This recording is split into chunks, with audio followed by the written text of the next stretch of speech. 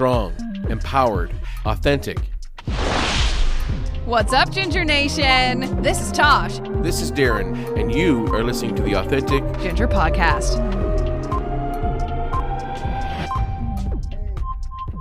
Welcome to the Authentic Ginger Podcast, Ginger Nation. I'm Tosh Taylor. And I'm Darren Roach. Good to see you, Tosh. Yeah, you too. I know that people love learning more about being a ginger with us. We had a really great guest last week with Polly, who I said had become my unicorn ginger sister. And it's true. I talk to her almost every day now. So it's amazing. It's amazing this podcast can make friends. This is what it's all about. Yeah, it's really, really cool. And I hope that people are learning as much as I am about being a ginger. Yeah, and having fun at the same time, because I know I am having fun. Let's talk about some of our favorite redheads first and foremost. I thought I would give kind of fun facts about some of our gingers, like Ed Sheeran. Ed Sheeran is dropping music like crazy, and I love everything that's coming off this new album. Not my favorite album of his, but still good. He has a life motto. His life motto is smile more and eat more chocolate.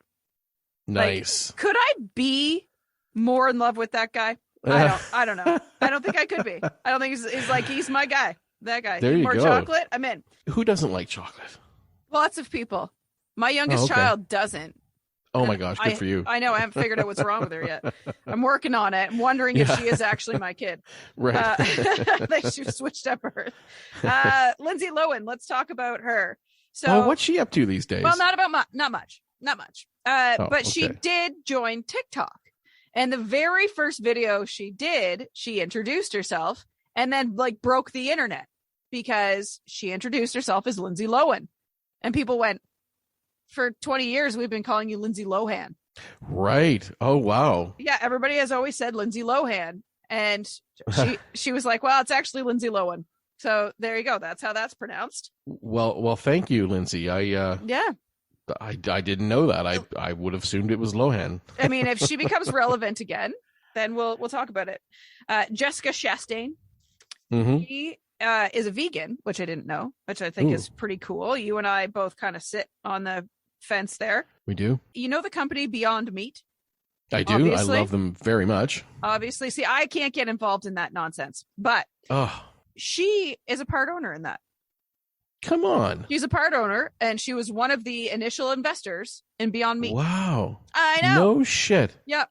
Good for her. I know. I'm not against that stuff. I'm just saying I don't like fake meat. That's all. You have tried A&W's burger, right? Oh my God, that thing is the freaking end all be all. That is so good. That's what I'm saying. Yeah, it's so good. The problem is you can't, we had this conversation over the weekend. Chev and I argued about this protein powder you can buy in one of these big jars. And I said to Chev, I said, you know what?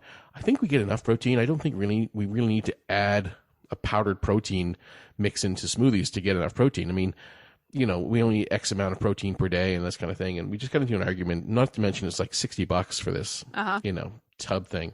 But it's really interesting how that works. And for us, too much of this meat for me, I think, is not good. I don't know. Like you said, you don't like it. You like it, but you don't buy it probably. You're not going to buy it regularly. Never buy it, yeah.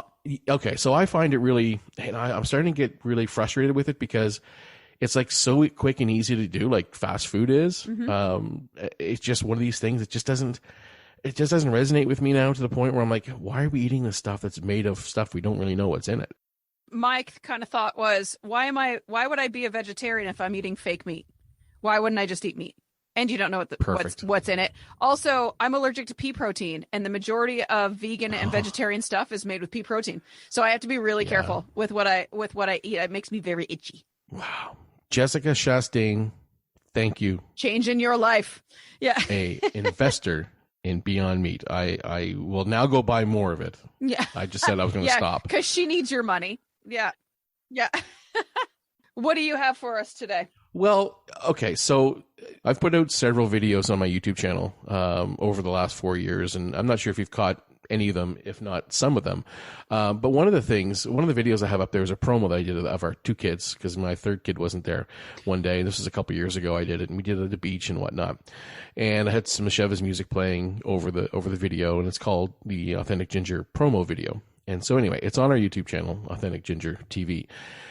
I get a comment over the weekend from somebody on this video, and the comment kind of really struck me kind of interesting. I'm going to read you what she says. Okay. And this is an anonymous person. I don't know who they are because they use a different name on YouTube. But I want to open this up for a quick conversation. And we have briefly talked about this before. Here is the message to me. I think for ginger businesses to do well, there needs to be a way of increasing redheaded identity by encouraging redheaded couple promotion and by extension, redheaded family building. As with most other communities, family models are at the core of its identity. So to perpetuate businesses that are defined around redhead identity requires increasing the cultural and demographic presence of redheads by first promoting redheaded couples in advertisements and the entertainment industry, and by setting up only natural redhead dating platforms, for instance. A comedy act featuring a redheaded couple, man and woman, might be a way to push for this further. So in your next podcast, you may be interested in bringing this up, which we're doing right now, as a suggestion to any redheaded singles that would be open to do entertainment acts together that would create a demand among redheads to seek one another out, as they would have actual role models paving the way for that type of lifestyle. What do you think? This person is saying that we need to create more gingers. Is essentially like we're a dying breed, so we need to reinforce that ginger people get together to then therefore have ginger babies and create a bigger ginger society. Yeah, I mean, I think so. I kind of almost read it even deeper into that. Like I was really struck by this, and I started thinking, and I asked Sheva, I said, what does this mean to you? Like, what is this person trying to say? And I get that exactly what you're saying there. What I also took out of it myself was that what we talked about not just maybe 2 weeks ago, if two redheaded people are seen together, then, and especially if it's an entertainment piece or if it's someone of a celebrity type or whatnot, it may encourage other redheads to be attracted to other redheads, not attracted to them, but maybe to consider that as an option for when they're going out dating. Like it kind of meant a little bit more to me than just that, because we had talked about that. Like, you know, a redhead's attracted to another redhead, and you said it doesn't matter the hair color to me. If a redhead is going to do it for me, he's going to do it for me, and that's that. It doesn't matter about the hair color. What does this really, really mean? And I wanted to bring this up to you because sometimes I can read it and maybe I'll see it in a different manner. And you usually come out with really good explanations of what you think of it. So something like this. So, and I know you always have a good opinion on it. I don't want to be a jerk. You can be a jerk. This is a podcast. I don't like that people are thinking that redheads need to be treated differently because we're redheads, that we need to get almost like we need to be apologized to. I think that that's extreme. I Right. really honestly do. I think that there are other cultures and other people that deserve that far more than we ever do. Almost feel like we're trying to put ourselves on a pedestal, which is not, I don't think, what our goal of this podcast is. I think our goal of this podcast is to just give people facts and evidence and meet cool other redheads, which I think is a great thing. But I would never, ever, ever want a brunette or a blonde to think that we're trying to cancel them out, that we mean more than them. I feel like that comment is almost like they feel like redheads have been oppressed, and that we need to like start a redhead society. And I think that I'm thinking a little bit too extreme into that. And that's probably not what that anonymous person truly meant. I just want everyone in the world to be seen equally. I don't understand why that's a difficult task, because for me, that's really easy. So I have a hard time when people don't see any other race, any other hair color, any other size, any other language. I don't understand when people can't see that everybody is exactly the same.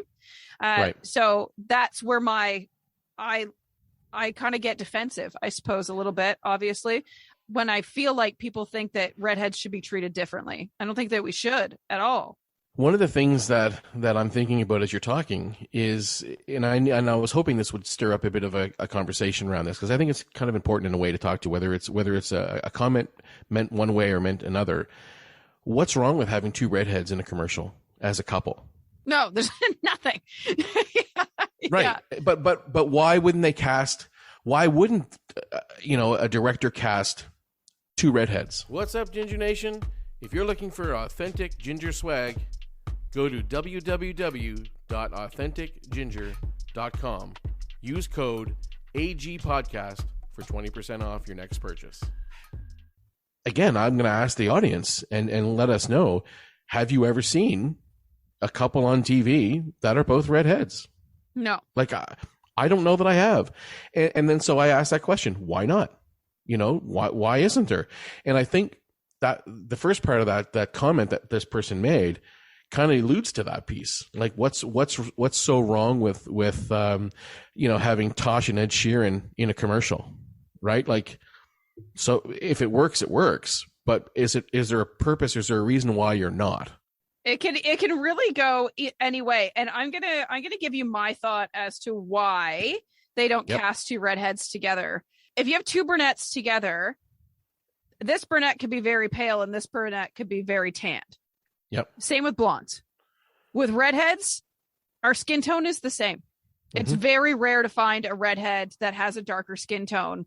Our skin tone is always pinky. It is always, and we've talked about that's why, we don't tend to get cast because our coloring is hard on screens and whatever. That's why I think people think that we look alike, because it may not even necessarily be our hair, but having the hair and the same skin tone makes it really difficult. That's my philosophy behind it. With a redhead, or if with a brunette, you can have so many different skin tones with brown hair. And with a blonde, you can have so many different skin tones with a blonde. But gingers, we all seem to have, and I know that there are, exceptions to every rule, but we all seem to have that underlying pinky hue that we all have, because it's just, we're ghostly pale. That's all. So in your estimation, if you saw, and we'll keep using commercial as an example, if you saw a commercial of two, a redhead mom and a redhead dad has a good beard going on, so you really can't see his skin. I mean, you can see his forehead. He's got a hat or something on. They're doing, family stuff. If you see that, do you even think twice about it? Because I don't know that I would. No, I don't think I would.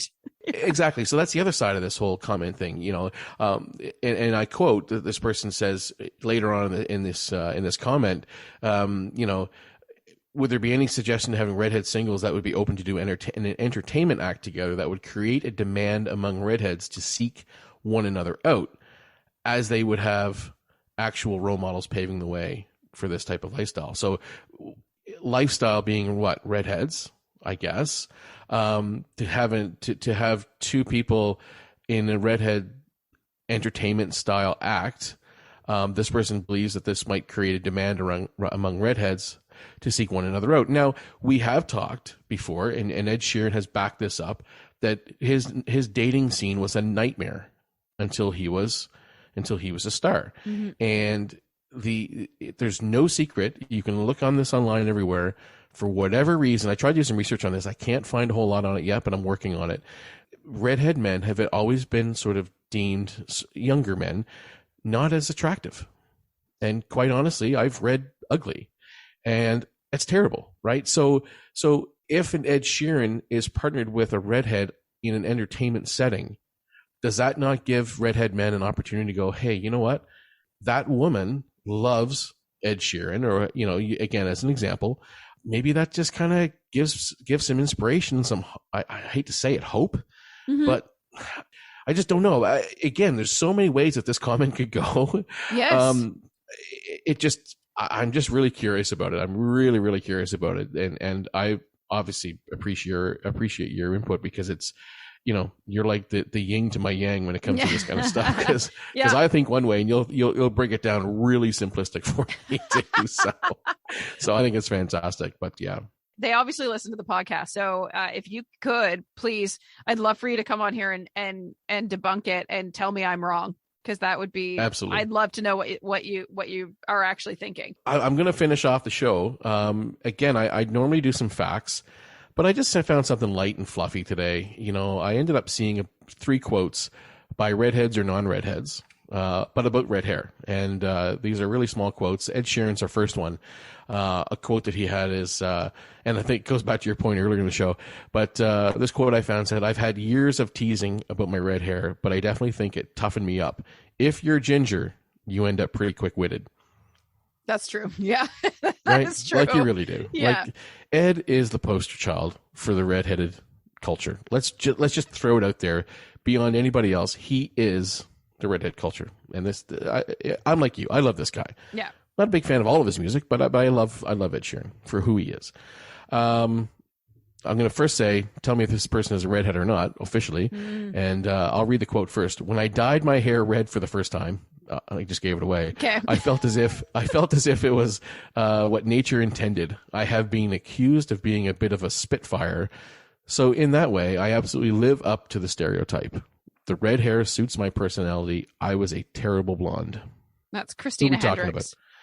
Close. Amy Adams. Amy Adams. Really? Yeah. Oh, Christina Hendricks says something almost exactly the same.